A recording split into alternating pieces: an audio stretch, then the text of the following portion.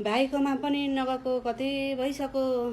अब आज जानु पर्यो। भाइ के गर्दै रहेछ, फोन पनि गर्दैन, के चाहिँ गर्दो रहेछ, भेट्न जानु पर्यो भनेर यहाँ म ठिक्क परेर बसेको। अब जानु पर्यो भाइलाई भेट्नलाई। के गर्दै रहेछ, खबर पनि केही थाहा छैन। अनि अब उसले पनि खबर गर्दैन दिदीलाई, सन्चो बिसन्चो के छ भनेर। त्यही भएर आफू चाहिँ अब भाइकोमा हिँड्नु पर्यो। के गर्नु, के गर्दो रहेछ। ए भाइ के गर्दैछस् हौ? खोइ त को छ घरमा? कोही पनि देख्थिन त। म त कता छ हौ? म दिदी आए ढोका खोल त।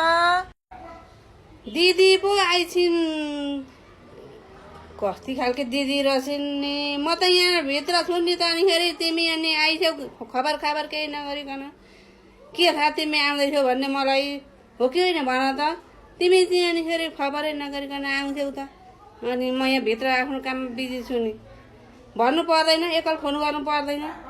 मलाई भेट्न आउन मन लाग्यो भनेर। कि तिमीलाई तेस्रो न्यास्रो लाग्यो भने मलाई बोलाएको भए पनि त हुन्थ्यो नि। म पनि त त्यहाँ आइहाल्थेँ नि। झन् म चाहिँ अब आफ्नो काममा भ्याउँदिनँ। यहाँ मेरो यहाँ कति काम छ तिमीलाई केही थाहा नै छैन। मेरो काम तिमीलाई थाहा पाएको थियौ भने त यहाँ कति दङ्ग पर्थ्यौ। त्यही यहाँ यत्रो सम्पत्ति कमिन्छ। खालि तिमी चाहिँ भाइ भनेकी छेउ। के खान्छौ भन त। यहाँ म चिया कफी के खान्छौ? खाजा केही खानुपर्छ भने भन, म दिन्छु। अनि तिमी आफ्नो घर जाऊ क्या। म यहाँ भ्याउँदिनँ तिमीलाई हेरचाह गर्नलाई। मेरो यहाँ यत्रो व्यवहार छ, कत्रो ठुलो व्यवहार छ। यहाँ म कहाँ भ्याउँछु त तिमीलाई यहाँ स्याहार्नलाई। म भ्याउँदिनँ नि। आफ्नो घरमा बस्नुपर्छ।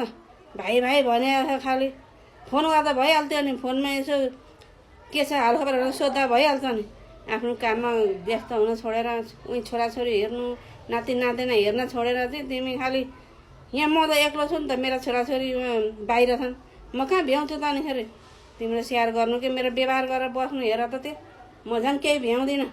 आफ्नो काम यहाँ कत्रो छ व्यवहार। यहाँ ठुलो मान्छेको ठुलै खालको व्यवहार छ क्या।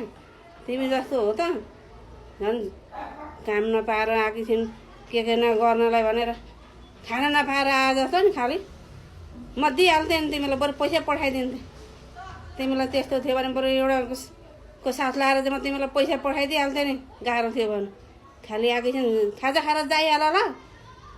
म यहाँ भ्याउँदिनँ तिमीलाई स्याहार गर्नलाई। हैरान लाउँदै रहेछन् खालि। अस्तिदेखि मैले भनेको होइन तिमीलाई। झन् म एक्लो मान्छे। मेरो यहाँ न मलाई यहाँ उ गर्ने मान्छे छ। मेरो छोराछोरी छ न मलाई कोही छ यहाँ स्याहार्ने। मलाई नि कसले स्याहारो। झन् तिमी चाहिँ आएकी छिन् जान्ने भएर काम नपाएर आउँदा पनि कस्तो घिनलाग्दी भएर आएकी। अलिक राम्रो चट्ट परेर आउनु पर्दैन लाएर। के लाएर आएकी तिमीले त्यस्तो? मेरो इज्जतै जाने गरी कस्तो नलाएर आएकी छिन्। मेरो नि इज्जत जान्छ त्यस्तै भएर आउँदाखेरि। अलिकति के राम्रो भएर आउनुपर्छ। दिदी भन्न पनि सुहाउने गरेको हुनु पर्दैन। कस्तो खालके तिमी। झन् तिमीलाई मैले कति पढाएको छ। आउनुपर्छ नि अलिकति राम्रो भएर। थकादैन खाएर जाइहाल त्यहाँ। यहाँ म बरु बाटो खर्च दिन्छु जाइहाल नि। फेरि यो पैसा लिएर त्यो बाटो खर्च है तिमीलाई। बाटो खर्च लिएर जानु। यतिले जे हुन्छ त्यति गर्नु अनि जानु ल। म भ्याउँदिनँ। के भनेको होला यसले? तेरो पैसा नदेखेको हो र मैले? मलाई पनि त मेरो भएको थियो भने मलाई पनि त राम्रो लाउँला, मिठो खाउँला, हिरोइनी जस्तै भएर बन्नेर टिप्टो भएर हिँड्नुलाई भन्ने लागेको थियो नि। मेरो पनि गच्छे यही त हो नि। तिमीले देखेको छैन। तेरो वचन कस्ता खालका हुन्। म त यस्तो गर्छु भन्ने जखाना थियो भने त म त आउने पनि थिइनँ। तेरो खाना नपाएर आज जस्तो गरेर खाएर गइहाल भने के भनेको थियो? भाइ त आउँदा पनि मलाई त्यसो भन्छ। भाइले त्यसो भन्दा मेरो मन कस्तो हुन्छ थाहा छैन। तँलाई बुझ्दैनस् मेरो मर्म। झन् दिदीलाई चाहिँ मेरो भाइ कस्तो भएको होला, कस्तो धेरै भयो नभेटेको। मन कति भेटु भएर आखिर म चाहिँ तेरो चाहिँ कि यो व्यवहारले गर्दा म चाहिँ हामी छक्क परिसक्यौँ। यस्तो त थिएनस् त पहिला। अहिले के सम्पत्ति कमायो भन्दैमा तैँले यस्तो दादागिरी देखाउनु मिल्छ?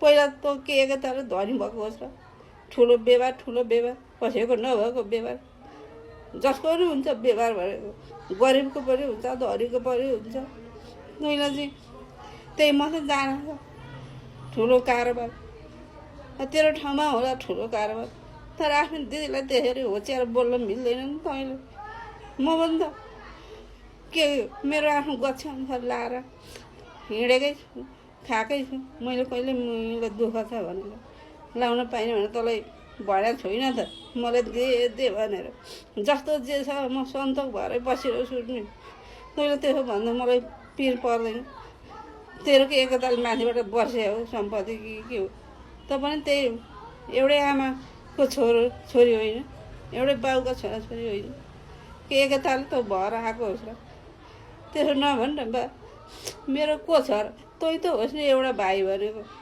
बाउ आए पनि उहिले टुरा बनाएर गइहाल्यो तर म त हुने भाइ दिदी भाइको सम्बन्ध पछिसम्म नै हामीलाई सम्बन्ध राख्ने एउटा बाबु आमाको दुईजना सन्तान भनेर उ गर्ने त्यसो नभन् पछि तेरो छोराछोरी पनि त्यस्तै दिदीभाइ त्यस्तै भयो भने तैँले मलाई गरे जस्तै व्यवहार गऱ्यो भने कस्तो हुन्छ तँलाई मनपर्छ भन् त त्यसो नभन् बा भोलि पालो सबैको आउँछ त्यसो भनिस् भने कस्तो हुन्छ त्यसो नभन् न म त तँको न्यास्रो लाएर पो भेट्न आए त धेरै भयो फोन पनि गर्नु जान्दिनँ राम्ररी त्यही भएर कस्तो भयो भाइले भेट्न कस्तोरी हुन्छ जस्तो भएर आएँ कसैको नभएको पैसा देखाएको छ तेरो 100 रुपियाँ नदेखेको र मैले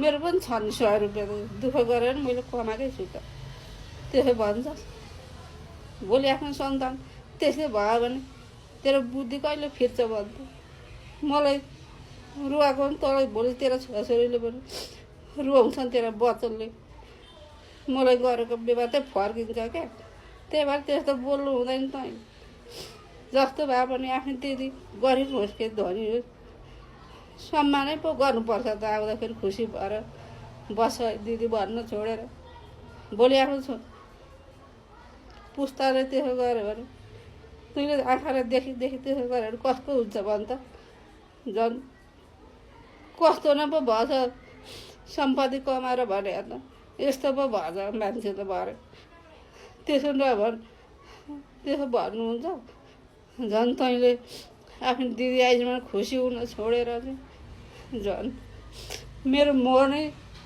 रुवाउँदो रहेछ त्यसो नभन् क्या तँलाई मन पर्दैन भने म आउने पनि थिइनँ अब त म त्यसरी आउँदिनँ पनि तेरामा जेसुकै होस् आफू उतै नाति नातिनी हेरेर खुसी भएर बस्छु बरु त्यही मलाई आनन्द हुन्छ अब म जान्छु पनि बस्दिनँ तेरामा मैले खाजा खानु पनि छैन तेरो 5 पैसा 100 रुपियाँ लिनु पनि छैन म त्यो पैसा लिन आएको पनि होइन गरिबै भए पनि म खुसी छु क्यारे भाइको न्यास्राले पो उ गरेको झन् पो त्यसो भन्दो रहेछ